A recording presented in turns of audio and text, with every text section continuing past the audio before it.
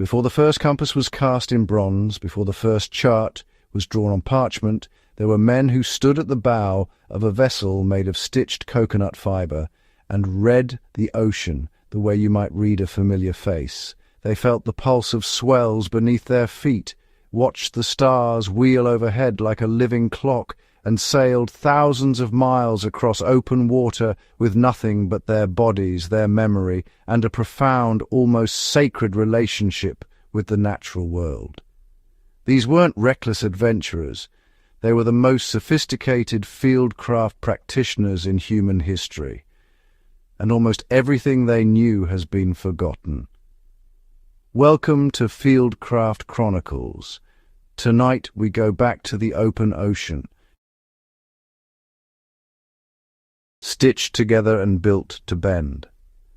Close your eyes for a moment and imagine the shipyard of an ancient Indus Valley craftsman, somewhere around 2500 BCE.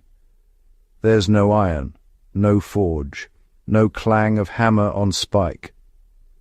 What you hear instead is the rhythmic pulling of fibre through wood, coconut rope threaded through pre-drilled holes, binding plank to plank in a technique that modern engineers would come to recognize as genuinely brilliant. These sewn plank hulls weren't a primitive workaround for the absence of metal. They were a deliberate, evolved solution to one of the ocean's most punishing problems.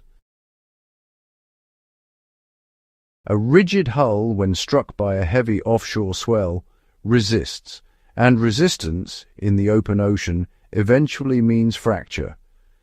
But a sewn hull flexes. It absorbs. It moves with the water rather than fighting it, distributing force across the entire structure rather than concentrating it at a single stressed joint. Ancient shipbuilders from the Persian Gulf to the South Pacific independently arrived at this same conclusion, sealing their flexible hulls with mixtures of pitch, tree resin, and animal hair packed into the seams. The result was a vessel that breathed with the sea and survived storms that would have shattered anything built to be unyielding. The outrigger, stability born, from ingenuity. Around 3000 BCE, Austronesian seafarers solved a different problem entirely. The open Pacific doesn't just threaten ships with storms, it threatens them with monotony, with the psychological weight of horizons that never change, with the terrifying reality of having no land in any direction for weeks at a time. To survive that environment, you need a vessel that is not merely seaworthy, but confidence-inspiring. And so they built the outrigger canoe, by extending a lateral float off the side of the hull, connected by wooden booms. Austronesian builders created a platform of extraordinary stability, fast enough to surf the trade winds, stable enough to carry families, livestock, seeds, and tools across thousands of miles of open Pacific. Their double-hulled catamarans pushed that capacity even further, with some vessels carrying upward of 80 people on deliberate, planned colonization voyages. These weren't accidental driftings. They were organized expeditions, executed with logistical precision that rivals anything in the ancient world. Reading the ocean like a language. Here is where ancient fieldcraft becomes something close to mystical, and where the lessons for modern survivalists cut deepest. Polynesian navigators didn't use instruments. They used their entire bodies. Lying in the hull of a canoe, a trained wayfinder could feel the long, rolling swells generated by distant island chains, interpreting the way those swells refracted and intersected to triangulate position in a featureless expanse of water. They memorized the rising and setting points of hundreds of individual stars, holding mental star compasses of extraordinary precision. They watched for specific cloud formations that tend to anchor above land masses, and they tracked the flight paths of seabirds, knowing that certain species never stray more than a fixed distance from shore. This is fieldcraft. in its most elemental form.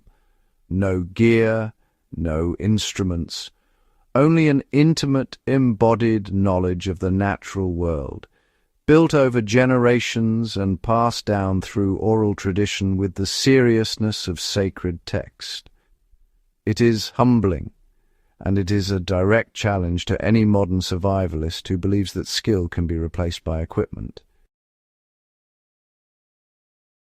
The Chinese edge, engineering centuries ahead.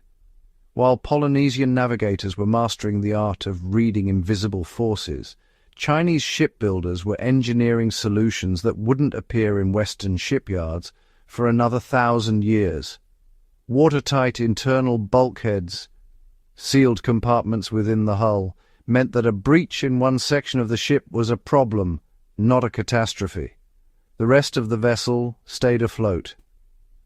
They also developed the stern post rudder independently, giving their ships a maneuverability that steering oars simply couldn't match, particularly in the narrow, fast-moving waters of coastal trade routes.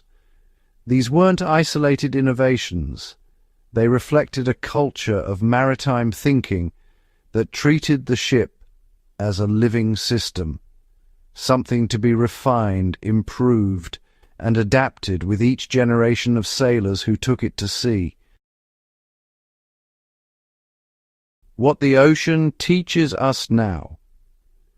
Every technique in this episode, the sewn hull, the outrigger, the star compass, the watertight bulkhead, shares a single underlying philosophy: work with nature, not against it. Flexibility over rigidity, observation over assumption, depth of knowledge over breadth of equipment.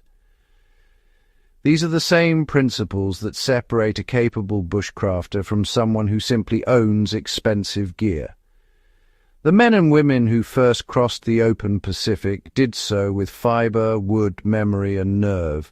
They remind us that human ingenuity, when applied with patience and respect for the natural world, has no ceiling. If this episode opened your eyes to what Fieldcraft truly means across history, subscribe to Fieldcraft Chronicles and share this video with everyone in your life who values history, self-reliance, and the timeless art of survival. The knowledge of those who came before us deserves to live on. Help us keep it alive.